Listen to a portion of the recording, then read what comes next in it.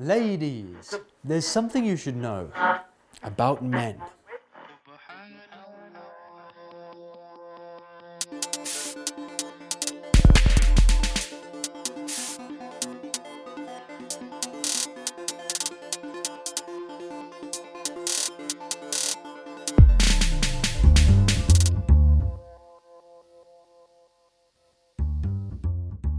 Brothers and sisters, you are not brothers and sisters. The Holy Quran states, say to the believing men that they cast down their looks and guard their private parts. And straight after says, and say to the believing women that they too cast down their looks and guard their private parts. And let them wear their head coverings and let them not display their ornaments except to their fathers and husbands, basically anyone who is mahram to you.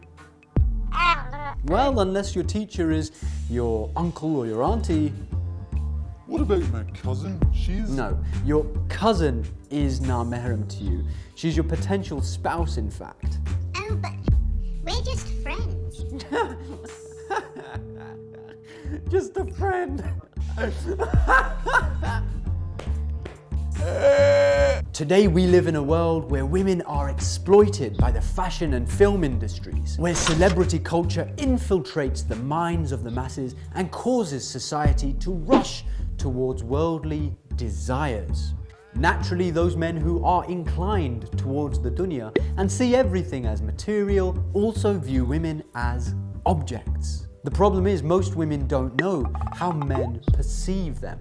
Thus, women in the West and the East are exploited for their looks rather than appreciated for their true worth. There's this Western idea floating around that it's either looks or books. The pretty woman is on one side and the woman with the great personality is on the other.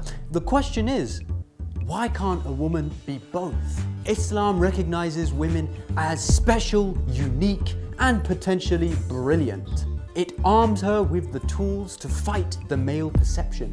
The shield of hijab forces men to see her for her personality rather than her body. Imam Khomeini said if women knew how men perceive them, they'd cover themselves in iron armor. Most men won't admit it. Ladies, we men are beasts. We're like hungry wolves.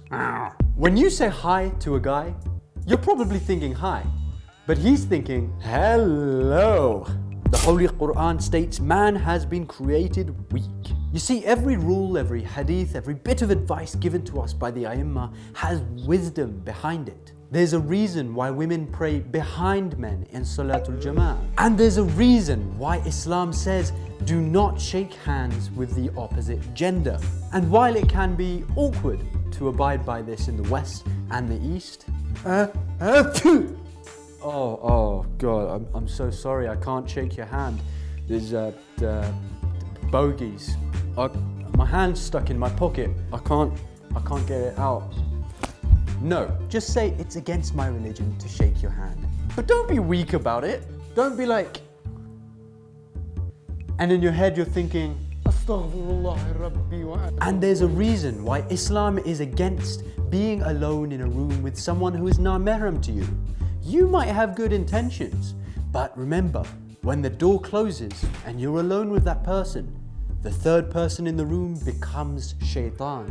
The Quran states that when Prophet Yusuf, against his will, became alone with Zulaykha, she sought to make himself yield to her, and she made fast the doors and said, "Come forward." He said, "I seek refuge with Allah," and ran for the door. But Zulaykha ripped the poor man's shirt off and he ended up in prison. We have to be very careful not to get ourselves into sticky situations because it can be very hard to get out of them. A student of the Hawza was once asked to deliver a package to a woman's house, unknowing that the woman had evil intentions.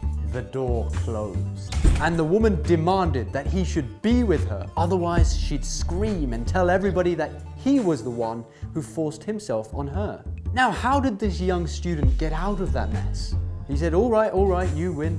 Just let me go to the bathroom to freshen up. Now, in those days, the toilets were just mere holes in the ground. So he rolled up his sleeves, dived in and smothered himself in poo. Then he went to the woman and said, "I'm ready."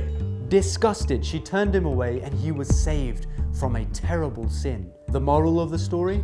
Don't be alone with the opposite gender, otherwise you'll get yourself into some deep... Shall we move on? A question. If you were walking along a cliffside, is it better to walk keeping a distance from the potential danger, or to walk close to the edge, where if you slip, you might fall?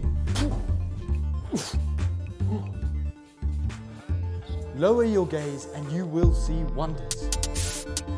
Next fortnight, we're going to be talking about how to disobey your parents. Be there or... What was that line again?